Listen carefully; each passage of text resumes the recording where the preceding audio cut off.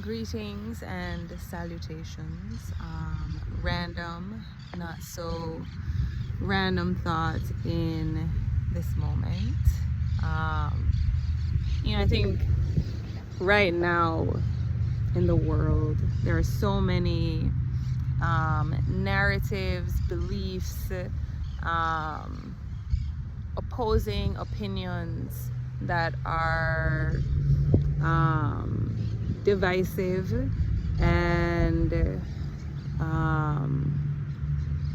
if we allow ourselves to kind of hold on too tightly to anything, it kind of takes away any room to move forward.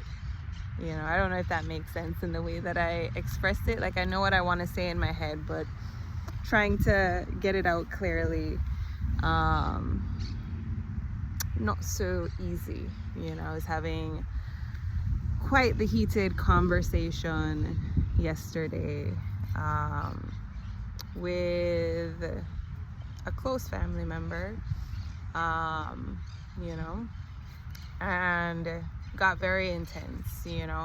Lots of words were exchanged, and I know that at the core of it, it's a lot deeper than what the conversation was on the surface, even though right now I'm kind of talking about the conversation on the surface, right? But I know that everything that came out, the anger that was moving through, all the emotions that came through were based in other suppressed things within myself, within this person, so yeah. But what triggered the whole thing, I was listening to different takes on, I was listening to a specific video. I can't remember the name of the creator that made the video, but it was about the Jeffrey Epstein findings, right? And the idea that there is no client list. Jeffrey Epstein was not blackmailing anyone, and he killed himself, or he unalived himself, right? And sure, I understand that there will be people that hear that and just accept that, and that is perfectly fine and good. I'm not going to try and change your mind. I'm definitely going to express the things that I believe. I'm going to share that. You can take it with a grain of salt, or whatever it is you want to do with that, right?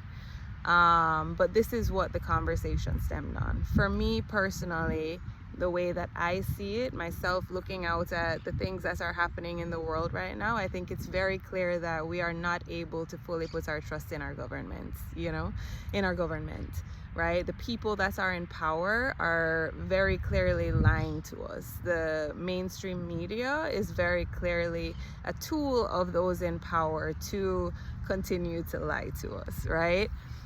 This is not to say that there is no truth that comes through, because I'm sure there is, but we also have to be discerning of the narratives that are put out there, how they are put out there, and how our minds, how our psychology responds to that, right? Recognizing that if we hold certain beliefs, if we hold certain traumas within ourselves, if we have not healed certain aspects within our lives, then we can fall prey to believing certain narratives that are put out by media, and it's not like it's a difficult thing to do. It's pervasive, right? Like, we have been conditioned and brainwashed over generations, right? And I understand that there are, for a long time, many people who have expressed similar things who are considered conspiracy theorists, right? And I think it's important that we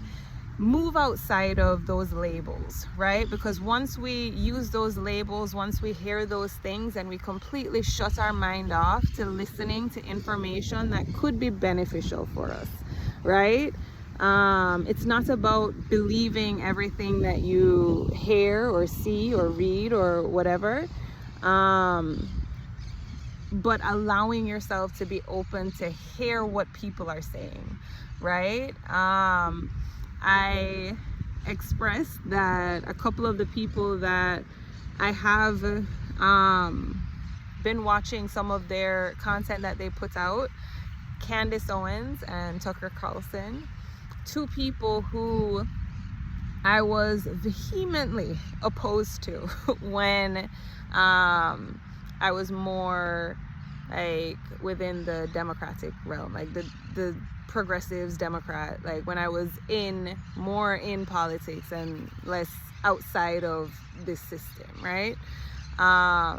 Yeah, like I didn't want to hear anything any of them had to say, although I did listen. I did tend to watch like different things that might have come out, but I was never like, really truly listening. I would be listening with my perception that these people are this or that, and kind of unable to hear maybe the messages that could have been coming through. I don't know, or maybe there have been shifts that have taken place, and there have been actually, because the way that they're communicating now, the things that they're expressing now are vastly different from things that they had been expressing before, so understanding, one, people can change, right? Understanding, two, you don't have to agree with someone to be able to recognize that information they are sharing is factual, right? You don't have to agree. Like, I don't agree with 90% of their politics, right? I don't agree with a lot of their viewpoints on many different things, right? But I can listen to what it is that they have to say, and I can recognize that, a lot of the things that they're talking about, you can just verify it yourself, right? You can look it up, you can check it out, and I have, right? And it's like some of the stuff is pretty easy to look up. I haven't necessarily read the books that they're talking about, but like that's not the only way that we're able to source information, right? But you have some people who, and it's not just Candace Owens and Tucker Carlson, but who aren't willing to look at any information that contradicts or goes too far past their view of the world, right? If it, tries to, it's like there's an automatic just like off switch, like I need to turn this off, right? And I just think it's important, like, even if you don't necessarily agree with someone, you don't agree with their points of view, you can still listen to them, right? You can hear them out. You can allow them that space to speak, just like you can have that space to speak, right? Because not everyone is going to agree with you, right? But if we're not allowing ourselves to listen to people that we disagree with, how do we expect to move forward? Like, realistically, if we continue on this path of divisiveness, how exactly do we expect to move forward? Like, how do we move forward if we are staying in a vacuum of our own beliefs? How do we expect to grow, right? You're not going to find a space where every single person is going to have the same points of view as you, right? And quite often you're going to find yourself in spaces where you're probably vehemently opposed to the people that are around you. So finding a way to find connection within that, right? You don't have to agree with me.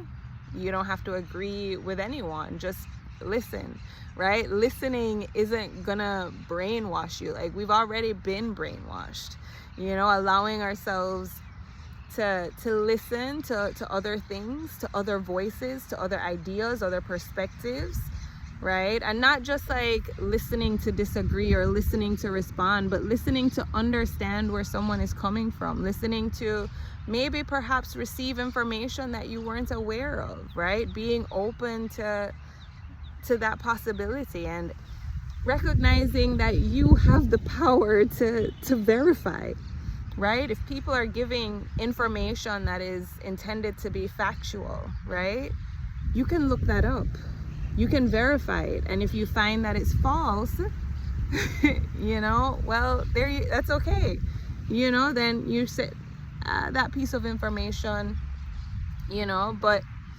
to completely disregard the thoughts and ideas of other people simply because they go against your beliefs, you're doing a disservice to yourself, right? That's a disservice to yourself, right? It's not hurting that other person that you're not listening to, other than in the sense that it is taking away an opportunity to build forward, right? It's missing an opportunity to connect, right? To grow, to evolve, right? Because look at where we are. Look at where we are right now, right? Hugely divided, right? So finding ways to connect, I think, is important, you know.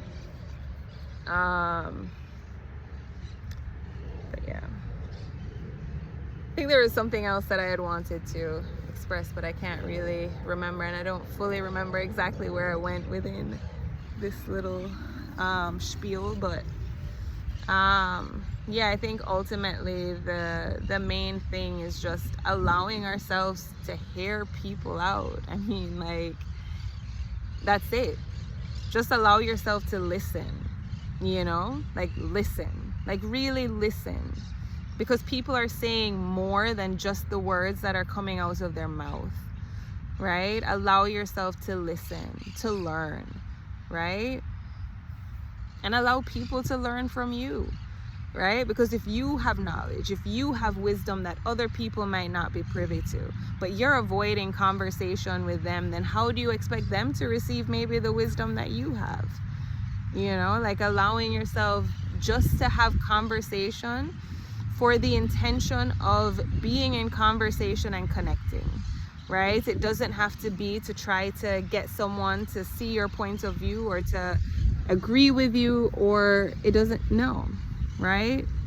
Just to find connection, right? And then outside of that, with regards to the things that are happening in the world, allowing ourselves to open our mind and open our eyes to different things. Like, you know, there's a lot that's happening. There's a lot that is being, you know, kind of just laid out there for us, you know. All you have to do is open your eyes and look at it. Listen to the things that they're saying and then look at the actions that are taking place. You know, like, you know, for me, it's just, it kind of, like, it's hard not to see, you know? So to look at me as though I am not discerning because I don't agree or I don't believe most of what our government tells us.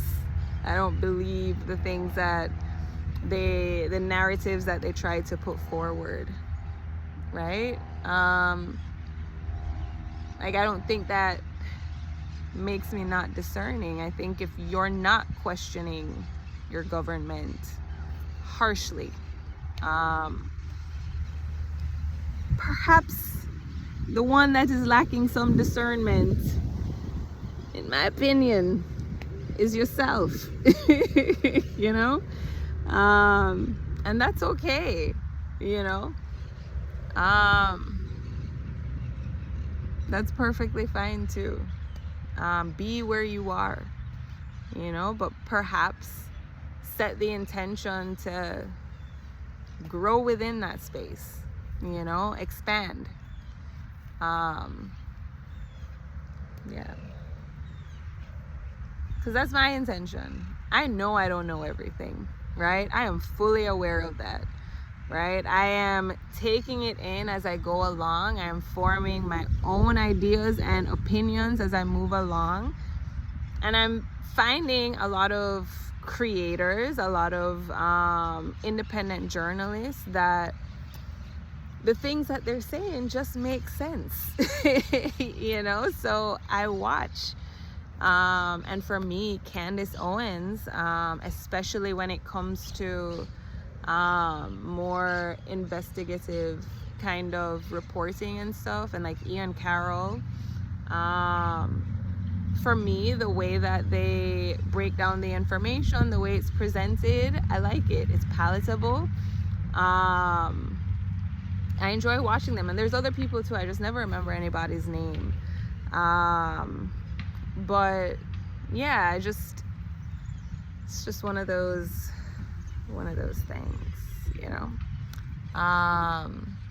And this is not to say that like I take everything that they say as gold. There have been certain things that I'm like, I don't know about that. Like, I don't know that I would take it to that extent. But, you know, you take the information that that does resonate, that does feel, you know, aligned and true, and you can go from there, you know. But yeah, that's just thoughts coming through in this moment. Definitely some frustrations that are within it, just because you know, the person in conversation is someone that is close, you know, in family. And just this idea, I think for like a long time, like for me personally, maybe subconsciously wanting that validation, you know, like that recognition that, you know, I have sense in my head, you know, because, you know, you feel treated for so long like you don't, right? Like the thoughts in your mind, the things that you believe, that somehow you're this kind of imbecile that just doesn't understand things, you know. Your feeble mind just isn't able to comprehend these complex things, right? And the thing is, I know I'm smart, you know, like I know I'm smart, I'm deep, and I'm quite discerning, you know. And I can understand that people might not recognize that within me or know that about me. I don't necessarily allow people to get to know me too well. That's been a theme that has been coming up for me for a while now, you know, and it's definitely something that I'm moving towards growing, you know. But yeah, I think yesterday, you know, another aspect of it, I was watching this podcast, well, not podcast, it was this creator that I follow, and she was talking about, you know, she was on live, and she was talking about kind of repressed anger, you know, just recognizing, you know, throughout her life that there's been a lot of repressed anger, things that have been held in that haven't been expressed, you know, not letting people know when they have caused harm, you know, not expressing the hurt feelings, not expressing the anger that might come up. And yeah, for me, I resonated with that deeply, you know. I do tend to suppress anger specifically, you know, not wanting that to be something that affects the people, you know, around me, you know, not wanting to explode or blow up, or, you know. And over the last few months, there have been a couple times where, you know, for the first, like, in a while, or in a couple instances, the first in ever, you know, that I've really, like, allowed the anger to come out. And it's been raw, it's been intense. For the person on the receiving end, I'm sure scary, you know.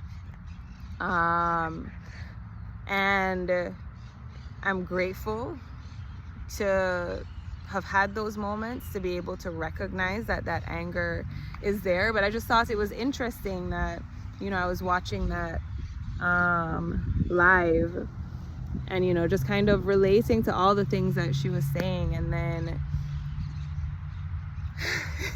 like yeah, having the moment that was had, like a lot came out, and I can guarantee that most people that know me would not believe if anyone told them that that was, you know, and that's okay, you know. I think all the more reason to be grateful that it was able to come out. It definitely is going on a lot longer than I had anticipated. I'm supposed to be leaving here soon to go watch my nephew play soccer. So I'm gonna try and wrap this up, remember where it is I was going, hoping that I got somewhere. But yeah, I think definitely still a lot of things to unpack, you know, within all of this. And I know that there's a lot that is surrounded by anger. And, you know, something that I said, because after, you know, the blow up, like there was a moment after where, you know, just kind of coming back to center and bringing it back in and expressing the gratitude for that moment, and recognizing that, you know, this is what happens when we suppress, when we push things down, when we're not expressing the things that we're feeling, you know. It comes out in unhealthy ways, you know. It comes out in ways that are hurtful, that are harmful, right? My daughter was there, and she was deeply affected by it, you know, and sitting with her as well and apologizing to her, and also explaining to her that this is, you know, a result of different things that I have suppressed within myself, and the importance of, you know, this is why it's important that we express those feelings that we're having, you know.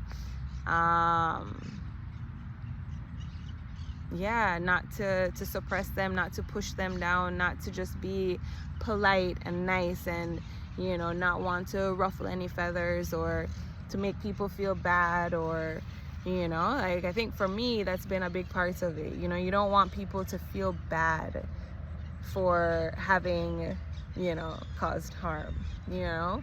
So it's like protecting their feelings when they didn't necessarily have that same consideration for you. And that's not to say that if they do it, then you do it back, right? But it's just, you know, people can't hold themselves accountable if they don't know, right? So if I'm not letting you know that you have harmed me in this way, that there is pain as a result of this thing that has been done or said, or, you know, then they're not gonna know, you know. And then there's no opportunity for them to choose whether they want to shift in that or not, you know. But I think it's important to express the things that we're feeling, not to bottle them up, not just expressing you know, the light, like express the heavy stuff, you know. And it's not easy. Like I am learning, well, I mean, I've been learning that, but like I am within that right now in a couple different, like not just in the relationship with the person I had this conversation with yesterday, but in other relationships in my life as well, just kind of navigating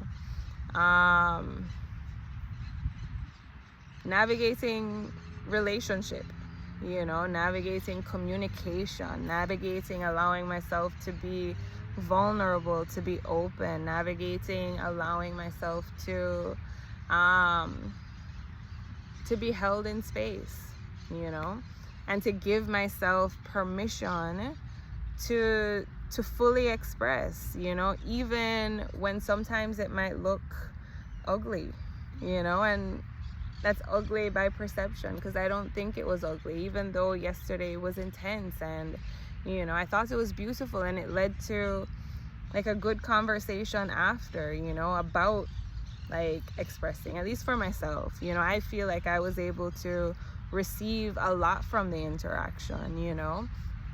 And, you know, also ending with that expression of unconditional love and that recognition that, you know, within all of it, like, we're here, you know, and there is a desire to connect deeper, you know. But yeah,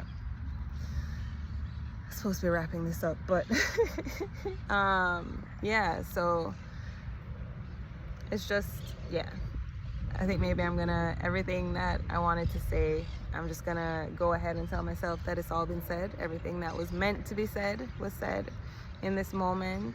I'm probably going to want to break up a few of those ideas and maybe, you know, talk about it separately.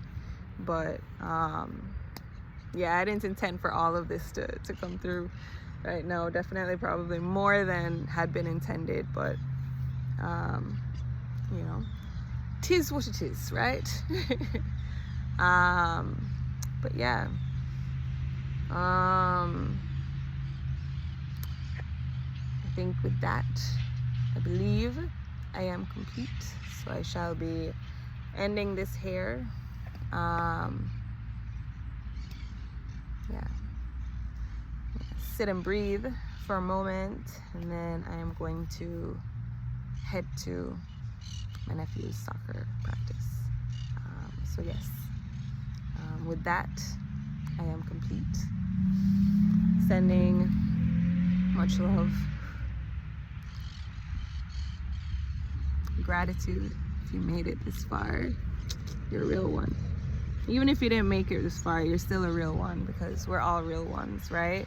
We might not always be the realest in our expression, you know. That path to authenticity, you know, it's uncomfortable, but it doesn't take away from the fact that you indeed are a real one. And you are loved, you are cherished, you are held.